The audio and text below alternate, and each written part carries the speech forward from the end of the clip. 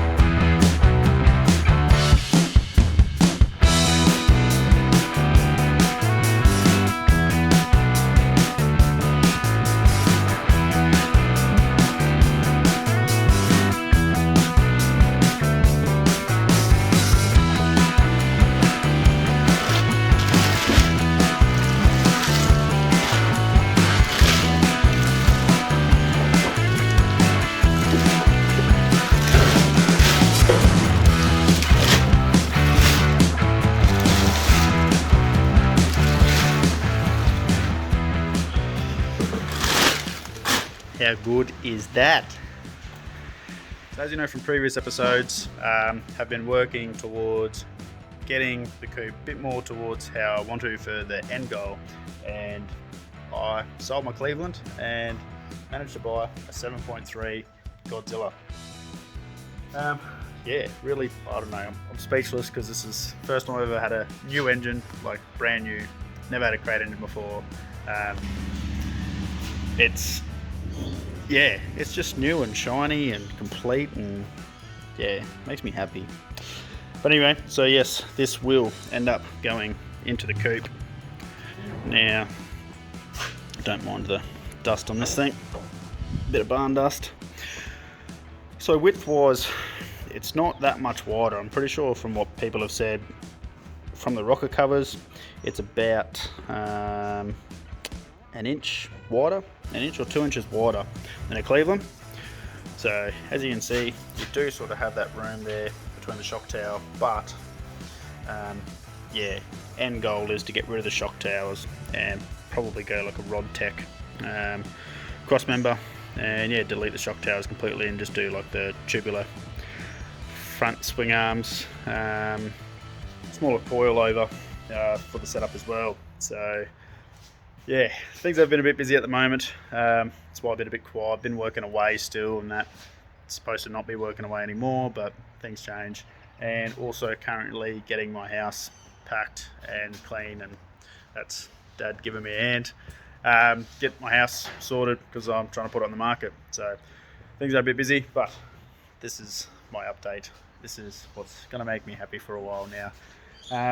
But yeah, so my biggest issue is going to be trying to basically get a computer. There are computers available. I think there's a mob called OBR over in the States. Things are a little bit expensive. Holly's supposed to be releasing one, but they haven't done so yet. So that's ideally what I'd like to go with, is a Holly. There's some guys out there that have made a Coyote computer run the 7.3. So there's different ways. Yes, I want to just do it once and do it right the first time. I really do want to do a supercharger on this. Whipple do a 3 litre, and I think it's a 3.6 litre supercharger. Harrop do one which is like they call it a 2650, so I'm guessing that's a 2.65 litre.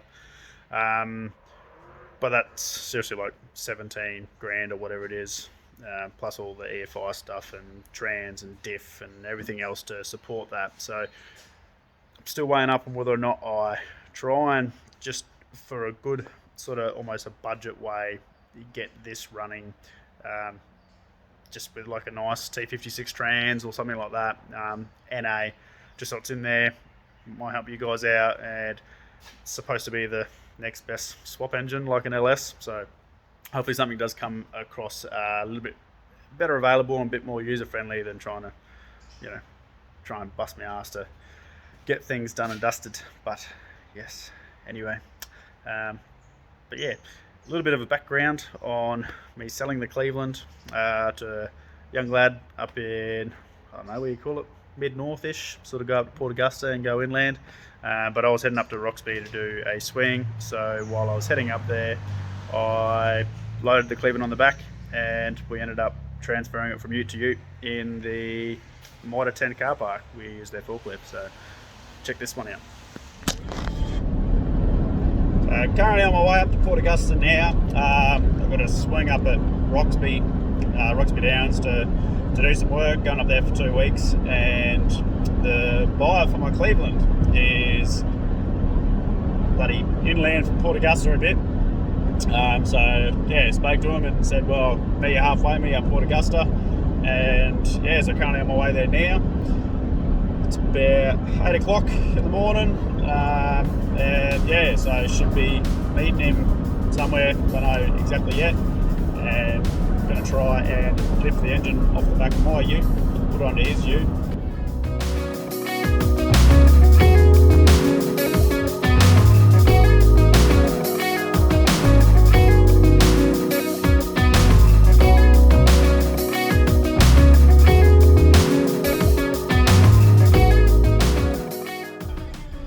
Well, just leaving Mitre 10 because they were helpful enough to use their forklift. So thank you, Mitre 10 in Port Augusta. Yeah, grabbed the forklift, took it off my ute, chucked it onto young Taylor's. So thank you very much, Taylor. Hope you enjoy it, mate. And I reckon it'll go pretty good in your XE. Looking forward to getting that on the road. So yeah, now it's time to purchase myself a Godzilla, I reckon. There it goes.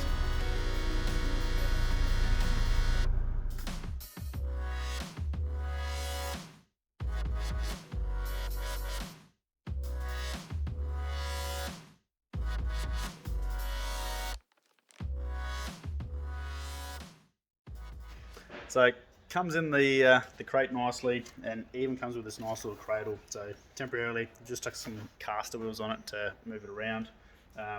But yeah, pretty happy with what it comes with. Wasn't expecting it to come with the harness.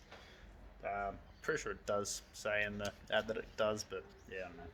So anyway, I've got to make things work with the plugs that are here. So I'm guessing that'll be to suit the Ford ECM for the F-Truck, because that is what these come out of. But all in all, just a good looking engine. So beauty of this, you got alloy heads, got a cast crank. It's 6-bolt mains, so you got the main caps inside the sump, but also these bolts here are into the main caps. Got an oil cooler there, oil filter on that side. But speaking of, this is what is going to be my biggest hurdle, is that these engines use a variable oil pump, which is chain driven off the front, and then the shaft runs down to the back. I'm pretty sure that's how it works. And then, yeah, so the pickup is at the back here too. So being a rear sump, Falcons are front sump. So there are a couple of places that do some different sumps. Some of them just shorten them and keep the original oil pump pickup and that. But there is a place called Indie Power Products. Have emailed them, and they do a billet front timing cover. They do their own oil pump. I can't remember what they call it, but basically, yeah, it's just a nice little solid oil pump, and then they do like a shallow sump. So I think that's probably going to be my bet of what I'm going to need to use to get it into the Falcon. It's about $4,000 for the sump, the pickups, the oil pump, the chain, the timing cover, and stuff like that. But you need their front timing cover to be able to utilise the oil pump. So, but anyway, it's a really trick bit of gear. Got some photos from them. Looks a bit like this. So I am keen to get hold of that. But yeah, is new in Australia. There are some people that are putting them in Falcons already, but haven't heard much in regards of what they've done to modify and stuff like that. So it's definitely a learning curve. So hopefully if other people thinking of doing it, I can learn the hard way for you guys. But yeah, great, really good customer support that I'm getting from a few other places as well. So I rang Herod Motorsport, that's where I got this from. John there was fantastic, gave me plenty of time on the phone, heap of information on that, and yeah, really good guy, had the time of day for me, so I was pretty happy with that. And then yeah, Indy Power Products as well, they're over in the States, and they got back to me fairly quick. Holly are still working on their thing, and then I also emailed Ford Performance. They are trying to do a computer kit for exactly this, for doing swaps and stuff like that. Because of the shortage on parts and everything like that, they are struggling to be able to get them out. The first one they're working on is for the automatic transmissions, then they'll be working to the manual transmissions. I want to stay manual because manual, man, it just works. So yeah, I'll probably be waiting a while for the Ford one, so that's why I'm fingers crossed Holly bring their one out and I can utilise their big touch screen, and yeah, it's pretty trick. Same sort of thing like what Finnegan and Cletus and that use in their cars. So anyway, I'm going to get going. Thank you very much for watching. Hopefully I can get a move on this sooner rather than later, and moving house and all that sort of stuff doesn't take up too much of my time. Still haven't finished the seats in the coupe either, so still things to do. But anyway, until then, thanks very much for watching, guys. Subscribe, like, leave a comment, any questions, leave them down below, and we'll catch you next time.